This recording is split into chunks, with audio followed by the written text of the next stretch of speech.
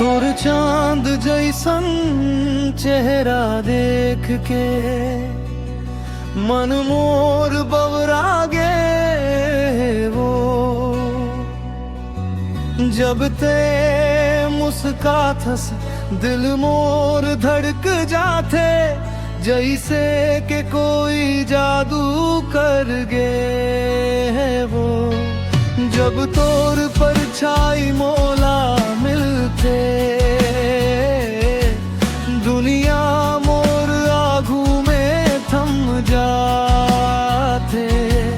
मन में बसता ही हंस और कोनो के आस नहीं है वो।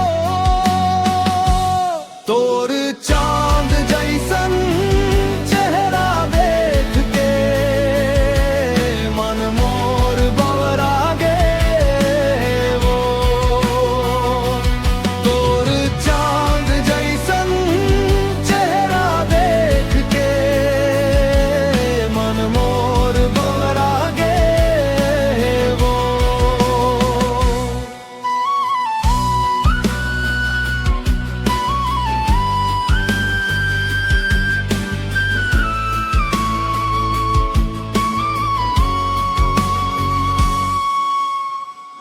और बोली जैसे मयूर के नाच, मन मोर कोयल बन जाते।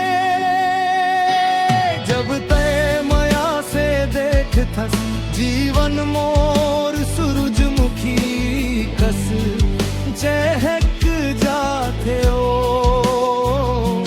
फूल में जैसे खुशबू आऊं हवा में शीतलता, तोर साथ माँ इसने बने रहे सुंदरता।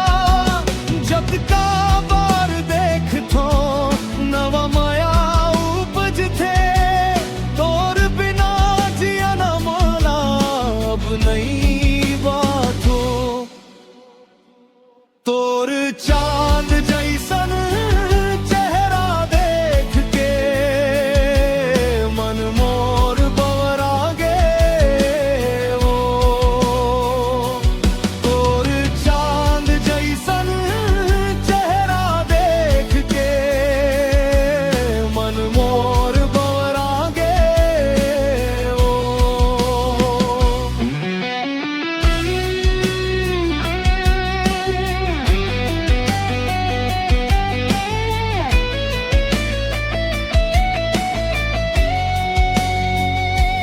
तोला देखे बिना मन न टीके, तोला पाए बिना सपना ना जगे।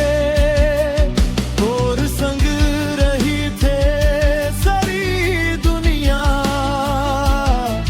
मोर धड़कन तही बन गे वो।